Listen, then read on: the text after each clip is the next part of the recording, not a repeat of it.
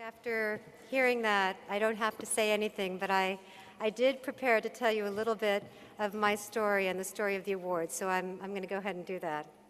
But I want to take off from something that Cenk said, which is that the definition of who is an American affects so many other issues, and it cuts to my core. My mother and her family were among the 110,000 Americans put into camps by the U.S. government during World War II solely because of their Japanese heritage, an experience that has colored my life and shaped who I am. It's made me passionate about supporting people who are excluded from the definition of who is an American, and it has drawn me into the cause of immigrant rights. Today, we honor the people who are unsung heroes and heroines in the struggle. These awards started with an honor that Jerry and I received in 2009 for creating a funders collaborative called the Four Freedoms Fund to support immigrant rights and integration. It came with a $10,000 prize, and we realized that we had an unusual opportunity to increase it and pay it forward. We tapped into the generosity of friends, family, and colleagues to increase the amount and to create the Freedom from Fear Award for people who take a courageous stand for immigrants and human rights, who never expect to be recognized for what they're doing, and whose example spurs others to action and to awareness. We received 380 nominations from 42 states, and we were so inspired reading them. With the help of a terrific selection committee, we narrowed them down to a group of 15, 4 of whom you'll meet tonight. Together, they represent the diversity of how people are contributing to humanity and inclusion in America today.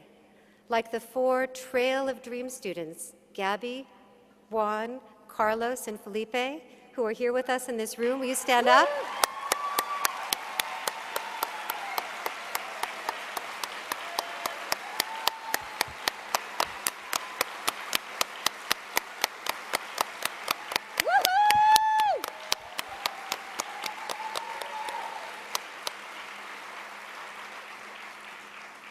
It seems like you've met them. They walked from Miami to Washington, D.C. to dramatize the barriers that undocumented immigrants face. Like the police chief who was vilified for speaking out against local enforcement of federal immigration laws. The African-American legislator from Mississippi who led his city in passing an ordinance to prohibit the racial profiling of immigrants by police. 4 Asian high school students who were both victims and campaigners against violence in the schools, and lesbian, gay, bisexual, transgender, and queer undocumented youth spurring others to come out of the shadows and claim their whole selves. These are only a handful of the many unbelievable leaders around the country. Some of them are unlikely. All of them demonstrate by their actions their love of humanity, and remind us that at its heart, this debate about immigration is not only about policy, it's about human beings.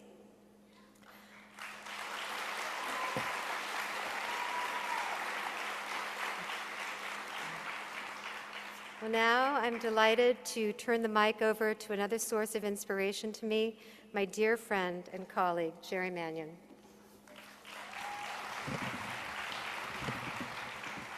Thank you, Taryn. And I just have to say I wouldn't be here without Taryn. You know, we have been very good, both colleagues and friends, and it was together that we founded the Four Freedoms Fund, but with a lot of other wonderful colleagues and a great staff at the Public Interest Projects, and we thank them all for their work on this. But like Taryn, woo! But like Taryn, and actually like Cenk as well, you know, my parents actually chose to come to the United States. They were immigrants from Ireland who came with their 2 little girls about 50 years ago and settled first in Pittsburgh and then in the Bronx. Like the immigrants of today, our families came to pursue their American dream and have experienced opportunity and hardship. And Taryn and I represent their dreams, their ambitions, and their legacies. It is their example that spurs us to work to ensure that the dream remains attainable for today's immigrants.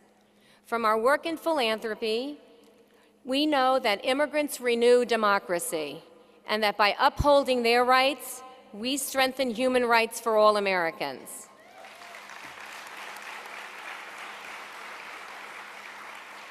Whether today's immigrants are here legally or not, they are all at risk each and every day of being separated from their families, detained without due process, or forced to live in the shadows of our society.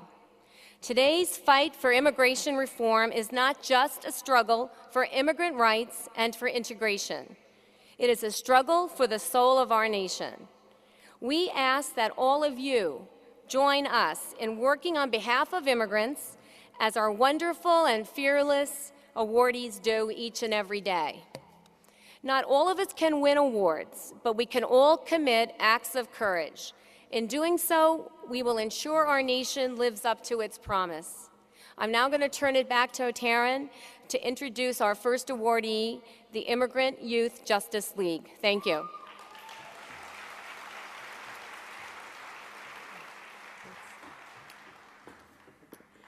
So thank you, Jerry, and I now have the honor of introducing Tania, Unzueta, Rigo Padilla, and Reyna, Wences.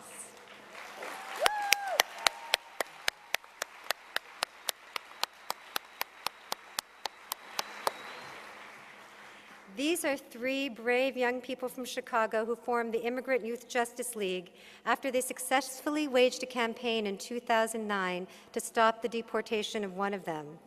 Drawing inspiration from the LGBTQ and immigrant rights movements, they organized 2 national Coming Out of the Shadows days, and they galvanized Dream students from around the country to declare themselves undocumented and unafraid.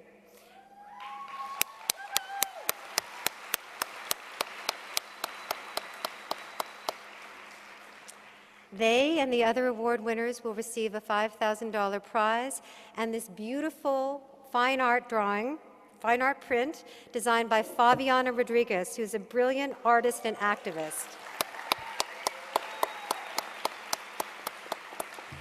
You can see it up close outside of this main hall at her booth.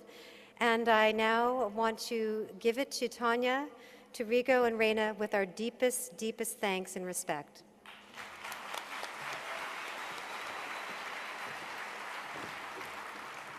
My name is Rigo, and I'm undocumented. My name is Reyna, and I'm undocumented and queer. And my name is Tania, and I'm also undocumented and queer. Thank you. Before I tell you about our work, I want to tell you about why it's so crucial for the 3 of us here today to say out loud the words undocumented and queer. To do this, I would like to quote gay liberation activist and one of our favorite politicians, Harvey Milk. He said, "You must come out. You must come out to your parents. I know that it is hard and that it will hurt them, but think about how they will hurt you in the voting booth. Come out to your friends, come out to your neighbors, but for once and for all, break down the myths and distortions." So here I am today, coming out to all of you, with all of my friends behind me, except that my coming out is about being an undocumented immigrant. I lived in Chicago with my sister and my parents since I was 10 years old. It's where I grew up, where I learned about community, friendship, and love. It is where I have learned what freedom and injustice feels like and about the lengths to which people have gone to defend them. It is where I have learned to organize, to blog, and to tweet. And so, with all of its complexities, I love this country and I consider it my home. But it is hard, so very hard to live in a country where you are called a criminal and to know that I don't have the same rights as my peers. To live in a place where I have to live in fear under constant threat of deportation and where I have seen my friends and family disappear for the same reasons. When I was 17 years old, I was advised to go to Mexico to find an international student visa. And without guarantee of being allowed to return, I chose to go, feeling that I would not just let my immigration status or unjust immigration laws stop my plans for an education. While I was there, I learned that every year 65,000 undocumented immigrants graduate from U.S. high schools, just like I had. For the first time there, I felt that I was not alone and that my experiences were valid and that my frustrations reflected systematic inequalities that needed to be addressed because I wasn't the only one facing them. I was able to come back, a story for another time, but I was able to experience what it meant to speak about my own experiences, and I began to understand that every time that I told my story, it was one of those 65,000 stories that needed to be said out loud. When I came back, I was on my way to testify in front of the US Senate as I watched 2 planes crash into the Twin Towers in New York City. I had my plane ticket for September 11, 2001. And the government's response was to turn everything around immigration into a conversation of national security and terrorism. And so I decided to advocate more quietly, go to school and try to live my life. And so I started going to college. And actually, that's about the time when I started liking girls. And I had to go through the experience of coming out as queer to my family and who wasn't happy about it. But this experience led me to understand what it meant to be able to come out as undocumented and to be able to have our own lives and control of our own lives, our own stories. I want to say thank you to our parents who first we saw, I'm sorry, I'm nervous. When we began coming out, thank you. We began coming out in meetings and it felt really good. And we wanted to be able to share that feeling with other undocumented youth, to be able to have control over our own stories, and to be able to know, to use the strategies of past movements, including the LGBT movement. So we were inspired, and we asked other undocumented youth to come out of the shadows and declare themselves undocumented and afraid. We co-founded the Immigrant Youth Justice League, and on March 10, 2010, we organized the first National Coming Out of the Shadows Day. Since then, undocumented young people around the country have made that message their own. We've heard of people who have come out to their friends, their one friend sometimes in a little town somewhere, and we know the power that that has to change minds. We have also been part of and organized and participated in all sorts of ways civil disobediences, where for the first time undocumented young people have gotten arrested, taking control of the risks we want and do not want to take. And all of this has been part of trying to live our lives, coming out and living our lives undocumented and unafraid. And so to end, just a few words for those who are not standing here with us, but have always stood next to us. To our parents, the first people who we saw show fearlessness, we are proud of you. Thank you for bringing us to the United States. To our peers, undocumented youth who show fearlessness every day by surviving, and to those undocumented youth who, despite tangible risks, take actions that move us forward. To our friends at the Immigrant Youth Justice League, at the Dream is Coming, and at the National Immigrant Youth Alliance. And to you, who are listening here to my story, I ask you to stand with us, to help us create safe spaces for young undocumented people, whether that means in your classroom by changing the curriculum, in your organization by being inclusive, in your community, in your state, in our country. Reyna once said, "We're all human beings and we deserve to be happy." And I ask you to help us create that country. Thank you.